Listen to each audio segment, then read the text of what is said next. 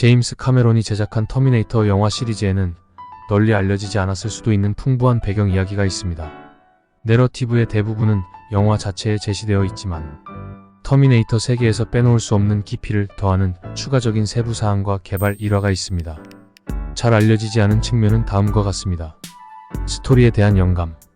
터미네이터의 컨셉은 1981년 전작인 피라냐 2 더 스폰을 제작하던 중 이탈리아 로마에 머물던 캐머런이 꾼 악몽에서 비롯되었습니다. 꿈속에서 카메론은 금속으로 된 몸통이 폭발을 일으키며 칼을 들고 스스로를 끌고 나오는 모습을 보았습니다. 이 이미지에서 영감을 받아 터미네이터의 스토리를 개발하기 시작했습니다. 원래 컨셉.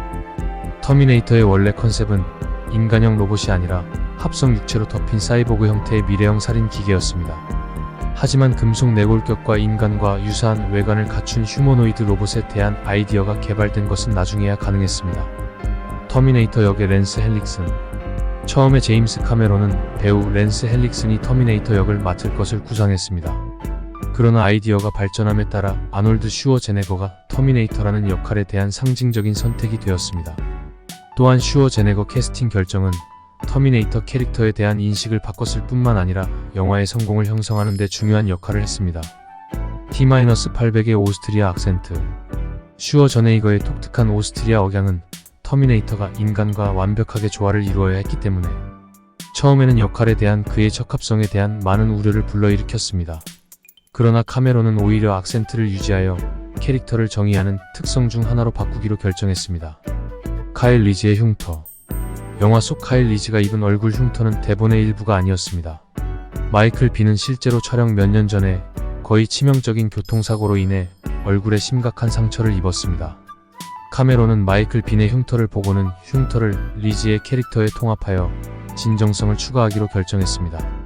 특수효과 과제. 영화의 특수효과, 특히 터미네이터의 손상된 내골격과 관련된 장면은 당시로서는 획기적인 것이었습니다. 이러한 효과를 제대로 얻으려면 실용적인 모델, 인형극, 스톱모션 애니메이션 등의 당시로서도 혁신적인 기술이 필요했습니다. 사라 코너의 진화. 사라 코너에 대한 린다 해밀턴의 묘사는 첫 번째 영화와 두 번째 영화 사이에서 상당한 변화를 겪었습니다. 터미네이터에서 그녀는 평범해 보이는 웨이트리스로 시작하여 탄력 있는 강인한 전사로 진화합니다. 터미네이터 2 심판의 날에서 그녀는 자신이 견뎌온 트라우마와 경험을 반영하면서 더욱 강인하고 전사화된 캐릭터로 변신하게 되었습니다.